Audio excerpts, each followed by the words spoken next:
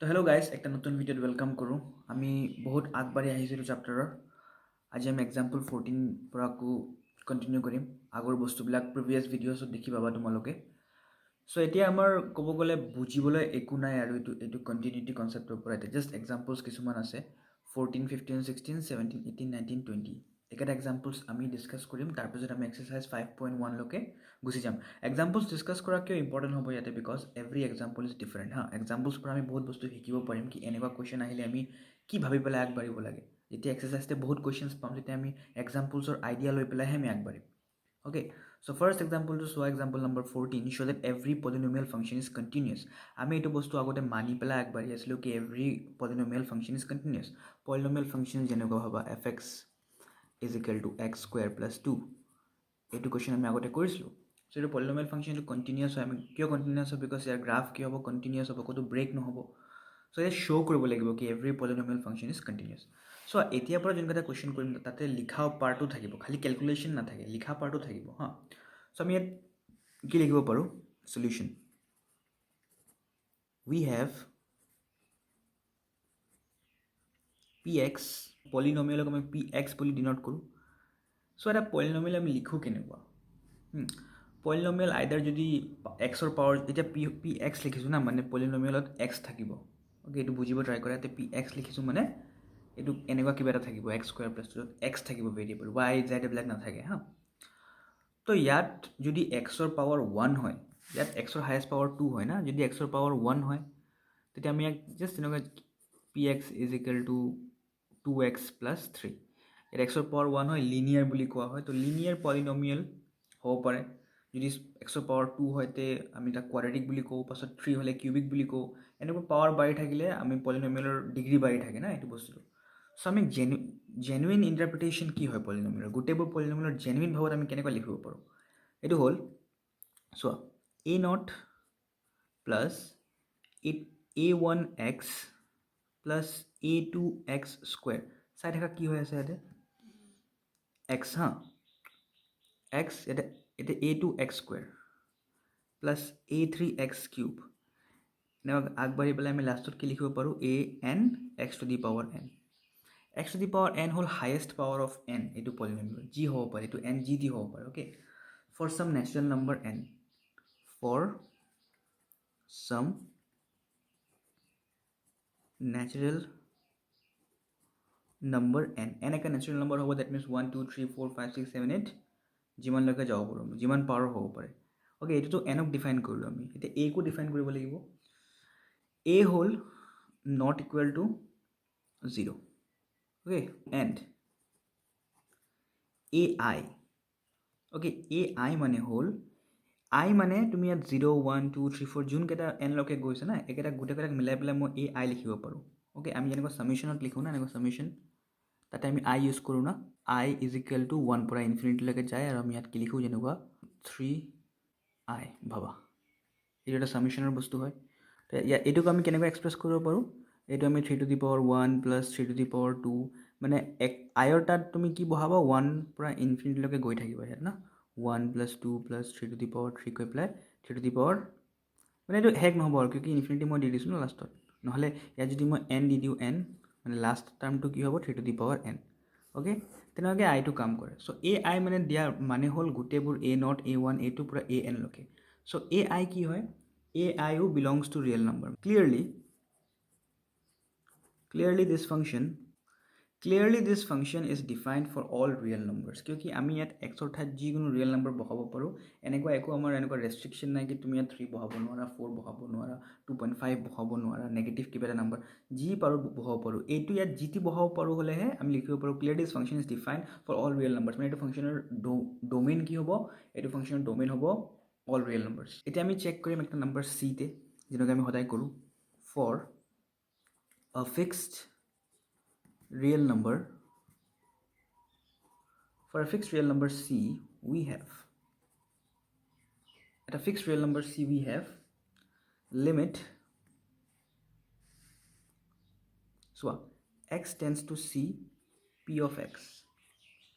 So P of x confuse নহ'বা এইটো যে এফ অফ এক্স লিখোঁ এইটো এটা ফাংচনে হয় এফ কি ৰিপ্ৰেজেণ্ট কৰে এটা ফাংচন ৰিপ্ৰেজেণ্ট কৰে তুমি ইয়াত পি অফ এক্সো লিখিব পাৰা জি অফ এক্সো লিখিব পাৰা গোটেইকেইটা ফাংচনে হয় হা ইয়াত এফ থকাৰ কাৰণে যে ফাংচন হ'ব পি হ'লে বেলেগ কিবা হৈ যাব এইটো নহয় ফাংচনে ৰিপ্ৰেজেণ্ট কৰে ইয়াত so' limit X tends to C P of X কি হ'ব অভিয়াছলি পি অফ চি হ'ব ন এইটো কিউকি তুমি এক্সৰ ঠাইত কি বহাব লাগিব এক্সৰ ঠাইত চি বহাব লাগিব তো চোৱা এইটোৱেতো হয় এইটোৱে হয় আমাৰ ফাংচন কণ্টিনিউৱাছ হোৱাৰ ডেফিনেশ্যনটো এইটোৱে হয় কি তুমি x tends to C limit X tends to C P of X কি হ'ব লাগিব পি অফ চি হ'ব লাগিব হয়নে তো বাছ এইটোৱে ডেফিনেশ্যন হয় আমাৰ কণ্টিনিউটিৰ আমি এতিয়া কি লিখিব পাৰোঁ by definition P is continuous at C এতিয়া আমি পি দি পেলাই আগবাঢ়ি আছোঁ এফ দি পেলাই আগবাঢ়া নাই ঠিক আছে কনফিউজ নহ'বা পিও এটা ফাংচনে হ'ব যেতিয়া পি এক্স পলিনমিয়েল ফাংচনক ৰিপ্ৰেজেণ্ট কৰি আছে okay bye definition P is continuous at C আৰু চি যিকোনো এটা ৰিয়েল নম্বৰ আছিলে তো যিকোনো এটা ৰিয়েল নম্বৰ যদি কণ্টিনিউৱাছ হয় ডেট মিনছ আমি ক'ব পাৰোঁ হোল মানে পূৰা ৰিয়েল নম্বৰ ডেট মিনছ সদায় কণ্টিনিউৱাছ হ'ব অ'কে ক'তো ৰেষ্ট্ৰিকশ্যন নাই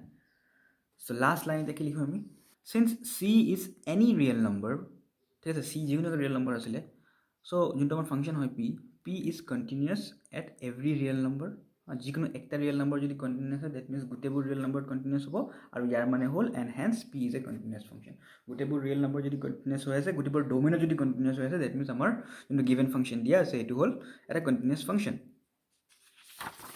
অ'কে নেক্সট এক্সাম্পলটো চোৱা নেক্সট এক্সাম্পল কি কয় আমাৰ এক্সাম্পল নম্বৰ 15 কি কৈ আছে find all the points of discontinuity of the greatest integer function এটা টাইপ অফ ফাংচন থাকে যোনটো আমি এতিয়া ডিছকাছ কৰিম একচুৱেলি এইটো বস্তু আমি ফাংচনছ চেপ্টাৰতে ক্লিয়াৰ কৰি ল'ব লাগিছিলে গ্ৰেটেষ্ট ইণ্টিজাৰ ফাংচন কি হয় ডিফাইণ্ড বাই এফ এক্স ইজিকেল টু এইটো বক্স এক্স বুলি কোৱা হয় ঠিক আছে তুমি ইয়াত যি বহাবা এইটো ইয়াতে আহিব ইয়াৰ মিনিং কি হয় box x denote the greatest integer less than or equal to X ইয়াৰ মানে হ'ল যদি আমি কিছুমান এক্সাম্পলছ দি পেলাই বুজিব ট্ৰাই কৰোঁ হা গ্ৰেটেষ্ট ইণ্টিজাৰ ফাংচন কি হয় তুমি চাপ'জ ইয়াত এফ অফ 3.1 বহাইছা ইয়াতে হা ইয়াৰ মানে তুমি ইয়াতে বক্সত আহিব 3.1 না ঠিক আছে চোৱা এফ অফ এক্স মানে বক্স এক্স তুমি ইয়াত যি বহাব ইয়াতে আহিব চ' বক্সৰ ভিতৰত যদি 3.1 থাকে ইয়াৰ ভেলুটো কি হ'ল চোৱা box x denote the greatest integer less than or equal to x মানে ইয়াতকৈ লেছ 3.1ৰ পৰা সৰু গ্ৰেটেষ্ট ইণ্টিজাৰ কি হয় আমাৰ তাত 3.1তকৈ সৰু ইণ্টিজাৰ চবৰ ডাঙৰ ইণ্টিজাৰ কি হয়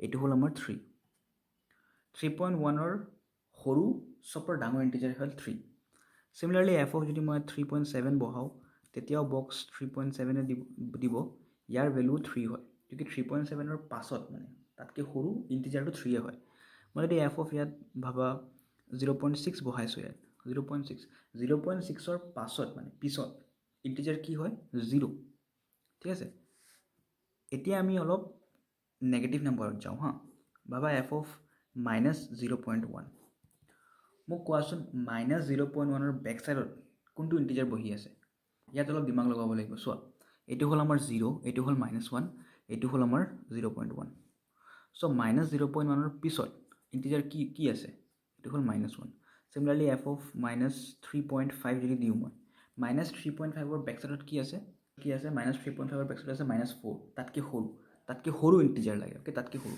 এতিয়া আৰু এটা বস্তু চোৱা যদি তোমাৰ তাত আছে এফ অফ 6 আছে 6 মানে বক্স 6 ইয়াৰ ভেলু 6 আহিব হা কিউকি চোৱা এতিয়া কি কৈছে integer less than or equal to x okay less than or equal to x যদি তোমাৰ এক্স বহোৱাটোই তোমাৰ যদি ইণ্টিজাৰ হয় যদি ইণ্টিজাৰ বহাইছা 6 আহিব কিন্তু ছাপ'জ তুমি ইয়াত যদি 5.9 বহাইছা তো 5.9 ইয়াত আহিব তো 5.9তকৈ সৰু ইণ্টিজাৰ আমাৰ কি হয় 5.9তকৈ সৰু ইণ্টিজাৰ হয় 5 চ' এইটোৱে আমাৰ গ্ৰেটেষ্ট ইণ্টিজাৰ ফাংচন হা তুমি ইয়াত যি ভেলু বহাবা তাতকৈ তাৰ বেক ছাইডৰ যোনটো ইণ্টিজাৰ বহি আছে এইটো ভেলু আহি যায় চ' আমাক কুৱেশ্যন সুধিছে এতিয়া ভালকৈ কুৱেশ্যনটো চোৱা কি কৈছে find all the points of discontinuity মানে এইটো যে ফাংচন হয় ইয়াৰ কোনকেইটা পইণ্টত এইটো ফাংচন ডিছকণ্টিনিউৱাছ হয় মানে কোনকেইটা পইণ্টত এইটো ফাংচন কণ্টিনিউৱাছ নহয় এইটো ওলাব দিছে আমাৰ okay find all points of discontinuity ওলাব দিছে এতিয়া তাৰ বেষ্ট মানে টেকনিক হয় তুমি অলপ গ্ৰাফ ড্ৰ কৰি দিব গ্ৰাফ ড্ৰ কৰিলে কি হ'ব প্ৰেক্টিছৰ টাইমত এক্সামৰ টাইমত চব কুৱেশ্যনত গ্ৰাফ কৰিব নালাগে ঘৰত প্ৰেক্টিছৰ টাইমত তুমি যদি গ্ৰাফ ড্ৰ কৰা তেতিয়া কি হ'ব তুমি এটা বস্তুটো ক্লিয়াৰ হৈ যাব কি তুমি কুৱেশ্যনটোৰ পৰা বুজি পাই গৈছা ঠিক আছে তো চোৱা মই এটা গ্ৰাফটো ড্ৰ কৰোঁ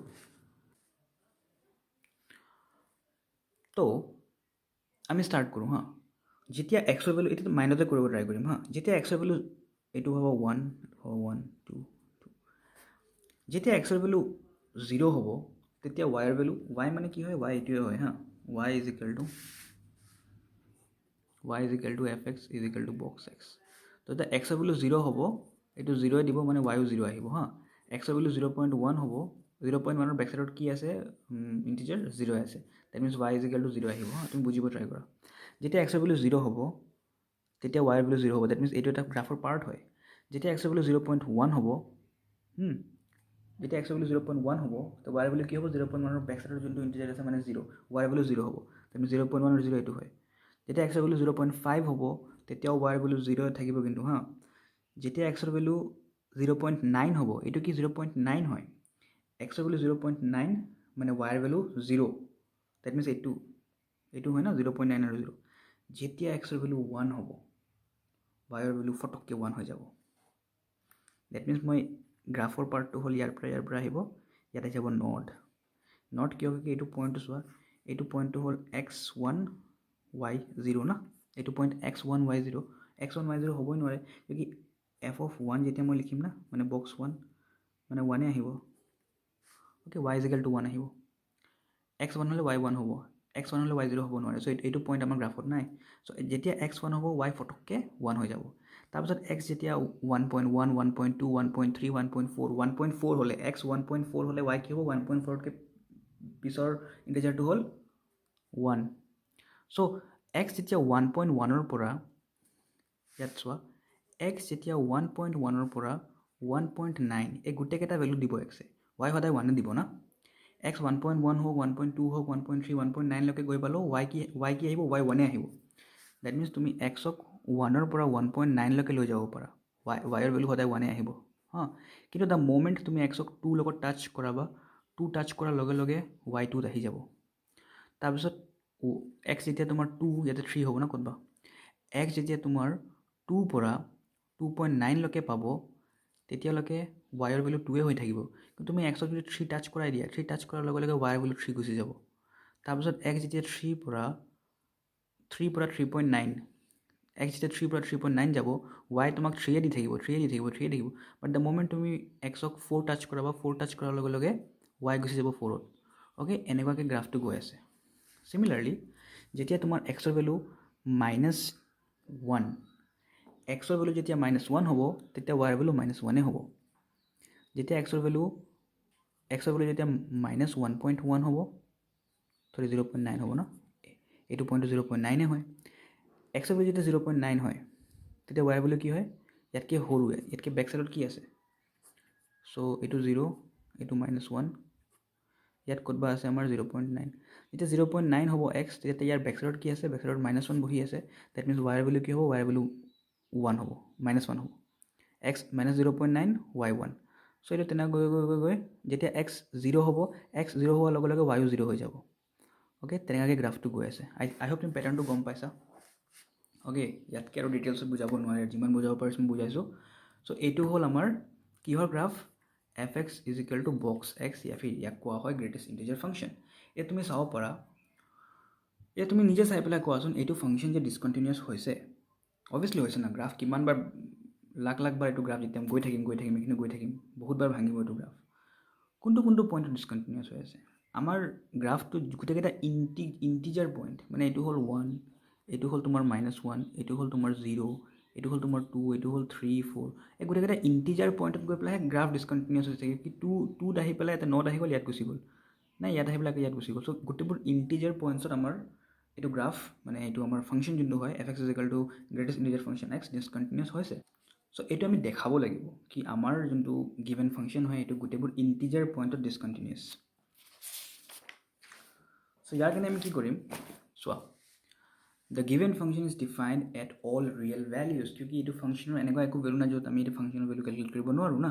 f of x ঠাইত আমি x ঠাইত যি দি বহাব পাৰোঁ। চ' ইয়াকে কোৱা হয় the given function is defined at all real values. এতিয়া আমি c বুলি ল'ম। Okay, late c B A real number. তো চোৱা, c যদি এনি ৰিয়েল নাম্বাৰ হয় তো c তাত কি অপশ্যন আছে, আইদাৰ c এটা ইণ্টিজাৰ হ'ব, নহ'লে c এটা ইণ্টিজাৰ নহয়। তুমি যিকোনো এটা ৰিয়েল নাম্বাৰ লোৱা, একটা ৰিয়েল নাম্বাৰ যেনেকুৱা -5 কি হয়, একটা ইণ্টিজাৰ হয় না। আৰু এটা ৰিয়েল নাম্বাৰ লওঁ -5.2, -5.2 ডেচিমেল নাম্বাৰ হয়, চ' এইটো ইণ্টিজাৰ নহয়। অ'কে, যেনেকুৱা আকৌ 3/7 এইটো ফ্ৰেকশ্যন হয়, চ' এইটো এটা ইণ্টিজাৰ নহয়। চ' যিকোনো এটা ৰিয়েল নাম্বাৰ আইদাৰ এটা ইণ্টিজাৰ হ'ব নহ'লে এটা ইণ্টিজাৰ নহয়। চ' এইটো মই ক'ব বিচাৰিছোঁ চি দুটা হ'ব, আইদাৰ এটা ইণ্টিজাৰ হ'ব নহ'লে এটা ইণ্টিজাৰ নহয়। দুটা কেছ লৈ আমি আগবাঢ়িম এবাৰ, ঠিক আছে। এবাৰ আমাৰ বেলেগ একো বস্তু নাই আমি আগবাঢ়িবৰ কাৰণে। চ' চি কাৰণে একবাৰ ইণ্টিজাৰ বহাম, একবাৰ ইণ্টিজাৰ নবহাম আৰু চাম কি হয়। অ'কে, পাছত চাম কি যোনকেইটা ইণ্টিজাৰ পইণ্ট হ'ব না, ইণ্টিজাৰ পইণ্টত আমাৰ left hand limit right hand limit match নকৰে। কিন্তু যোনকেইটা নন ইণ্টিজাৰ পইণ্ট হ'ব তাতে left hand limit right hand limit match কৰিব। ডেট মিনছ আমি ক'ব পাৰিম নন ইণ্টিগ্ৰেল পইণ্টত কণ্টিনিউছ হৈ আছে কিন্তু ইণ্টিগ্ৰেল পইণ্টত কণ্টিনিউছ হোৱা নাই। আৰু ইণ্টিগ্ৰেল পইণ্টত যে কণ্টিনিউছ হোৱা নাই এইটো দেখাই আছে না কি এইটো ইণ্টিগ্ৰেল পইণ্টত গৈ পেলাই সেই ভাঙি গ'ল গ্ৰাফটো, সেইটো দেখাই আছে। চ' আমি ফাৰ্ষ্ট কেছ 1 লিখিম। কেছ 1 হ'ল late C does not belongs two integer. C আমাৰ ইণ্টিজাৰ নহয়। অ'কে, ফাৰ্ষ্ট আমি এইটো কিয় কেছ লৈছোঁ, বিকজ আমাৰ এইটো পইণ্টত কণ্টিনিউছটো ওলাই যাব, ইয়াতে কণ্টিনিউছ ওলাব, এইটো কাৰণে আমি ফাৰ্ষ্ট এইটো পইণ্ট লৈছোঁ। অ'কে, পাছত আমি যেতিয়া চি এটা ইণ্টিজাৰ হয় বুলি লওঁ তেতিয়া কণ্টিনিউছ নহ'ব। চ' ফাৰ্ষ্ট আমি কণ্টিনিউছটো দেখাই আছোঁ। চ' কেনেকুৱা আগবাঢ়িম আমি হা, we have limit x tends to c fx is equal to limit x tends to c fx কি হয়, fx হয় fx হ'ল আমাৰ বক্স x। চ' তুমি কি কৰিব লাগিব এতিয়া, এক্সৰ ঠাইত তুমি c বহাই দিব লাগিব, তো বক্স c। আৰু আমাৰ f of c কি হ'ব, f of c হ'ব বক্স c না, f of c মানে কি তুমি এক্সৰ ঠাইত c বহাই দিয়া। তো চোৱা এইটো দুটা ইকুৱেল হয়, আমি কি ক'ব পাৰোঁ, function is continuous at all non integral points আমি ক'ব পাৰিম হা। চ' আমি কি লিখিম, therefore the function that does not belongs to integer, মানে গোটেইবোৰ এক্সৰ একেটা পইণ্টছ যোনটো ইণ্টিজাৰ নহয়। অ'কে, যেনেকৈ 1.1 1.2 1.3 1.9 লৈকে, 2 নহয় 2.1 2.3 এনেকুৱা, ঠিক আছে। গোটেইবোৰ পইণ্ট যোনকেইটা ইণ্টিজাৰ নহয় ফাংচন ইজ কণ্টিনিউছ। এতিয়া আমি কেছটোত যাওঁ, কেছটো বেছি ইম্পৰ্টেণ্ট হয় এইটো কুৱেশ্যনৰ কাৰণে। কেছটো কি হয়, যেতিয়া আমাৰ চি এটা ইণ্টিজাৰ হয়, চি এটা ইণ্টিজাৰ হয়। অ'কে, এতিয়া চোৱা আমাক এইটো কুৱেশ্যন সোধা নাই কি কোৱাচোন তোমাৰ গ্ৰেটেষ্ট ইণ্টিজাৰ ফাংচন কণ্টিনিউছ হয় নে ডিছকণ্টিনিউছ হয়, এইটো আমাক সোধা নাই। আমাক কি সুধিছে কি তোমাৰ গ্ৰেটেষ্ট ইণ্টিজাৰ ফাংচনৰ ক'ত ডেফিনেশ্যন ব্ৰেক হৈ আছে, এইটো ওলাই দিয়া তুমি। ক'ত definition, find all point of discontinuity কৈছে না, মানে ক'ত আমাৰ ডেফিনেশ্যন ব্ৰেক হৈছে এইটো ওলাব দিছে। চ' আমি যেতিয়া কেছটো কৰিম আৰু আমি গম পাইছোঁ গ্ৰাফ চাই পেলাই কি কেছটোত কি যেতিয়া ইণ্টিজাৰ হৈছে, ইণ্টিজাৰত আমাৰ গ্ৰাফ ব্ৰেক হৈছে না। চ' ইণ্টিজাৰত আমি কি কৰিম, left hand limit right hand limit use কৰিম। Okay, left hand limit right hand limit আমি ইউজ কৰিম যদি আমি জানো কি ইণ্টিগ্ৰেল পইণ্টত আমাৰ ব্ৰেক হৈ আছে না, এইটো দেখাবৰ কাৰণে আমি কি কৰিম, left hand limit right hand limit use কৰিম। গোটেইবোৰ ছেইম নহ'ব, কিয় ছেইম নহ'ব চোৱা। অ'কে না, এইটো 1 হয়, এইটো 0 হয়, এইটো 2 হয়।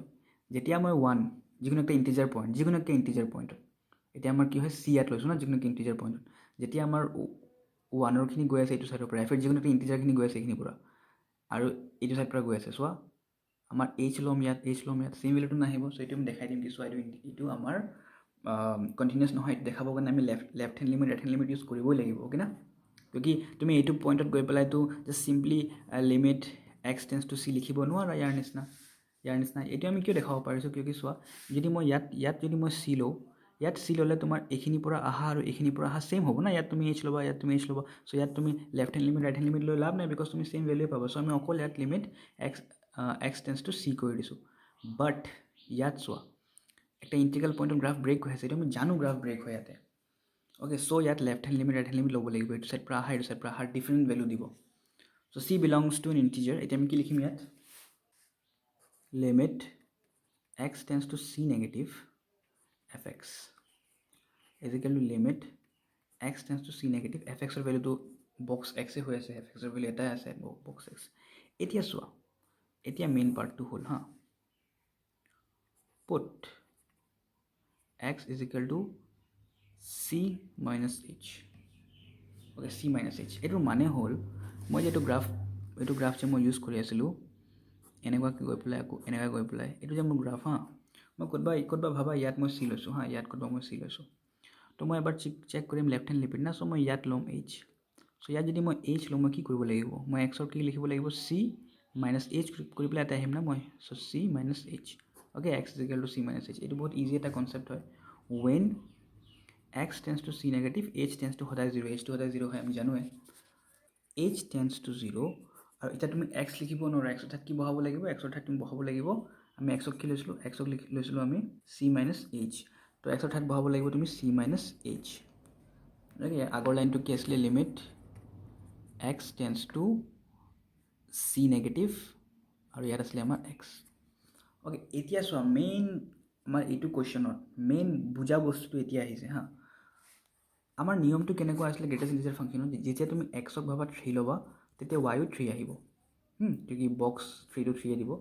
বাট তুমি যদি 3 পৰা অলপ কম গুচি যোৱা, যেনেকৈ তুমি যদি 2.9ও গুচি যোৱা, তে ফটককৈ ৱাই কি আহি যাব, আমাৰ 2 আহি যাব। কিয় ৱাইৰ অহা ছিষ্টেমটো কি হয়, এক্স যোনটো নম্বৰ হয়, যদি এক্স ইণ্টিজাৰ হয় ইণ্টিজাৰ আহিব, যদি এক্স ইণ্টিজাৰ নহয় তে তাৰ সৰু ইণ্টিজাৰটো, তাতকৈ সৰু নেক্সট সৰু ইণ্টিজাৰটো, তাতকৈ নেক্সট সৰু ইণ্টিজাৰ হ'ল 2। তো এতিয়া চোৱা, এতিয়া যেতিয়া মোৰ এক্স চি আছিলে তেতিয়া ৱাই কি আহিছে, আমাৰ ৱাইও চি আহিছে না, বিকজ চি আহি গ'ল। আৰু যদি তুমি ইয়াতে চি মাইনাছ এইচ বহুৱা, চি মাইনাছ এইচ মানে এইচ এটা বহুত সৰু বস্তু হয়, তুমি চিৰ পৰা এটা সৰু বস্তু মাইনাছ কৰি আছা। তুমি এইটো বস্তু বুজিব ট্ৰাই কৰা, তুমি চিৰ পৰা এটা সৰু বস্তু মাইনাছ কৰি আছা, মানে এইটো ভাবা, এইটো সৰু বস্তু যদি 0.1 হ'লে হয়, তুমি আৰু চি ভাবা তোমাৰ 3 হ'লে হয়, তো 3 মাইনাছ 0.1 কৰি আছা, তুমি 2.8 পাবা না, 2.9 পাবা না। 2.9 পোৱাৰ লগে লগে চি ৱাই কি হৈ যাব, ৱাই হৈ যাব 2। তো তুমি চি মাইনাছ এইচ কৰিছা, চিৰ পৰা এটা সৰু বস্তু মাইনাছ কৰিছা, তো ৱাই কি আহিব, ৱাই আহিব চিতকৈ নেক্সট সৰু নম্বৰ, মানে ইয়াত 3তকৈ নেক্সট সৰু নম্বৰ 2 আহিছে না, চিতকৈ নেক্সট সৰু নম্বৰ কি হ'ব আমি গম নাপাওঁ, চি কি হয় বোলে চি মাইনাছ 1 লিখিছোঁ মই ইয়াত। অ'কে, চিতকৈ নেক্সট সৰু নম্বৰ কি হ'ব, চি মাইনাছ 1 হ'ব। ডেট মিনছ যেতিয়া আমাৰ ইয়াত চি মাইনাছ এইচ থাকিব, বক্সৰ ভিতৰত চি মাইনাছ এইচ থাকিব, এইটো ভেলু কি হ'ব, এইটো ভেলু হ'ব চি মাইনাছ 1। কিয়, চিৰ পৰা এটা সৰু বস্তু মাইনাছ কৰি দিছা তুমি না, ভাবা 3 পৰা তুমি এটা সৰু বস্তু মাইনাছ কৰি দিছা, ইয়াত আহি গ'লা তুমি, ইয়াত অহাৰ লগে লগে এক্সৰ ভেলু এইটো হ'লে ৱাই ভেলু 2 আহিব। অ'কে, ৱাই ভেলু 2 আহিব, আমি ডিছকাছ কৰিছিলোঁ এইটো আগতে। তো চি মাইনাছ এইচ কৰিলে চি মাইনাছ 1 আহিব। চ' ইয়াক মই কি লিখিব পাৰোঁ, চি মাইনাছ 1।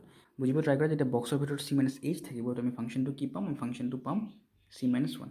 অ'কে, এইটো আছিলে আমাৰ লেফ্ট হেণ্ড লিমিট। চ' ৰাইট হেণ্ড লিমিট কেনেকুৱা চেঞ্জ হয়, আমাৰ limit X tends to C positive F x, এইটো হ'ব limit X tends to C positive box x. Same আকৌ এতিয়া আমি কি কৰিম, ইয়াতে put x is equal to C plus H কৰিম। এতিয়া আমি ইয়াত চিত চেক কৰিম না, তো গ্ৰাফ তেনেকৈ আগবাঢ়িব আৰু ক'ৰবাত এইটো ইণ্টিজাৰ পইণ্টত য'ত গ্ৰাফ ব্ৰেক হৈছে ইয়াত চেক কৰিম আমি চি।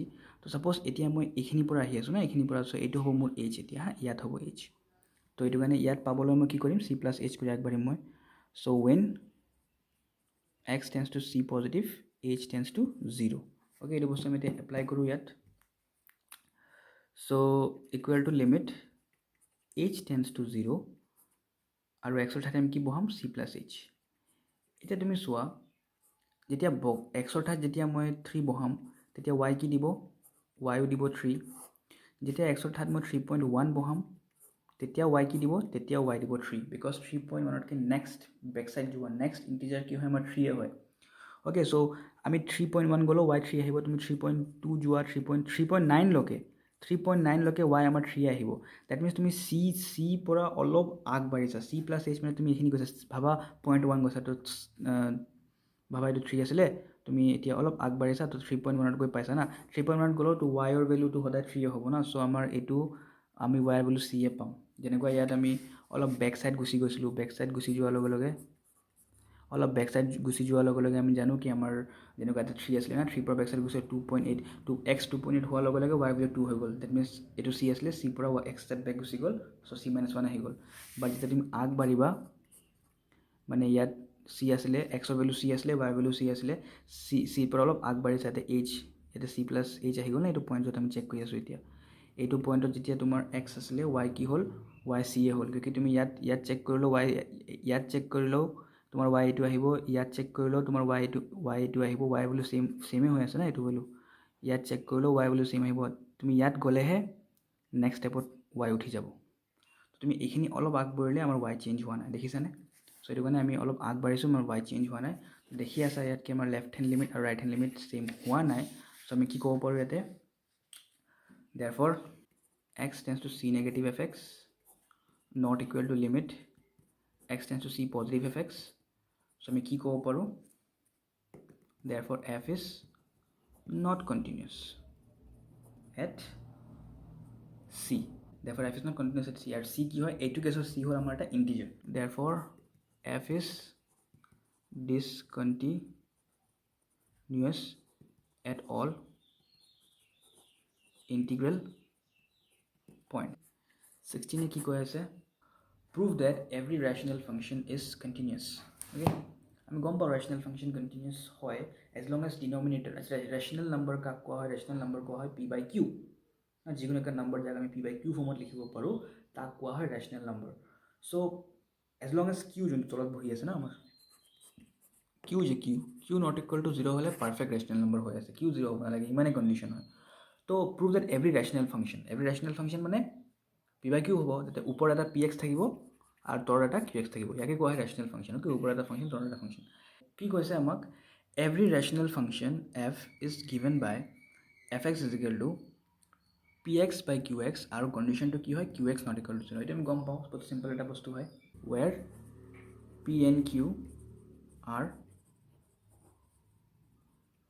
polynomial function আৰু polynomial function আমি গমে পাওঁ কন্টিনিউয়াস হয় বুলি সো এটো উপৰ যে p আছে এটো এটা px এটো এটা polynomial px লিখিব পাৰো আমি ইয়াক pu লিখিব পাৰো সেম হয় ওকে সো px এটা polynomial function হ'ব qx এটা polynomial function হ'ব okay the domain of f is all real numbers except points at which q is 0 মানে মোৰ এটো যে ফাংশন আছে এটো ফাংশনত তুমি x ৰ ঠাইত গোটেইবোৰ বস্তু বহাব পাৰা except একটা বস্তু যোনকেটা বস্তু qx ক 0 বনাই দিব আমি qx ক 0 নিবিচাৰো ওকে সো গোটেইবোৰ x তুমি ইয়াত x বহালে ইয়াতে x আহিব সো গোটেইবোৰ x যোনকেটা ৰিয়েল হয় আমি বহাব পাৰো except একটা x যোনটো এটো qx ক 0 বনাই দিব এটো আমি নিবিচাৰো বাই গোটেইবোৰ বস্তু আমি বহাব পাৰো ইয়াৰ ডোমেইন হ'ব সো লাস্ট লাইন কি কৈ আছে আমাৰ since polynomial functions are continuous যোনটো আমি জানো কি every polynomial function is continuous f is also continuous okay এটো এটা polynomial হয় এটা polynomial দুটা continuous হয় আমি গম পাওঁ সো আমাৰ fx ও continuous হয় okay এটা সিম্পল এক্সাম্পল আসলে মই থিওৰিটিক্যালি বুজাই দিলো লেটেস্ট ইন্টিজাৰ ফাংশন বুজাব বহুত টাইম গল সো এটো ভিডিও লম্বা হৈ গল আৰু কন্টিনিউ মই এতিয়া কৰা নাই নেক্সট ভিডিওটো লাস্ট ভিডিও হ'ব যত আমি এক্সাম্পল 17 18 19 আৰু 20 ডিসকাস কৰিম তাৰ পিছত এক্সাৰসাইজ 5.1 লৈ গুছি যাম okay